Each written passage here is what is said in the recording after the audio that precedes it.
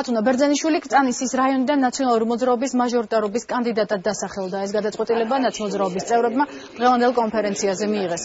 შეხვედრას დელეგატებთან საარჩევნო შტაბის ხელმძღვანელი გიგი უგულავა ესწრებოდა, აქ იმყოფებოდა ნაციონალური მოძრაობის თბილისის მერობის კანდიდატი ნიკა მელინიც.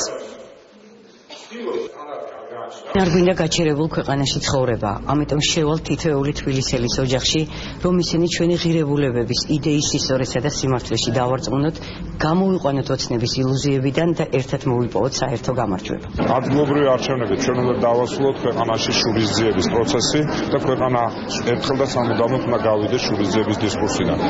ამაზე ხელი უნდა ავაღებინოთ მთავრობას და ამის დეკლარირება უნდა მოახდინოთ ჩვენ, რომ ჩვენ არ ვართ ძალა, რომელიც აპირებს შურისძიებაზე დაფუძნებული პოლიტიკის წარმოებას.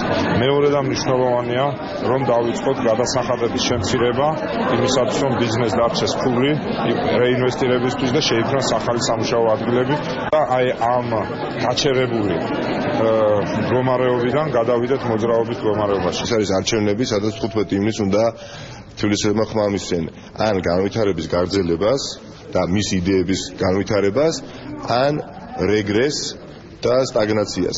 სამწუხაროდ დღეს ეს მომცემულობა გვაქვს. მე შორს ვარ იმ აზრისგან, რომ ახალ ხელისუფლებას არ უნდა აკეთოს კარგი საქმე, რა თქმა უნდა, მათ ეს სურვილი აქვს, მაგრამ სამწუხარო მათ უბრალოდ ეს არ შეუძლიათ.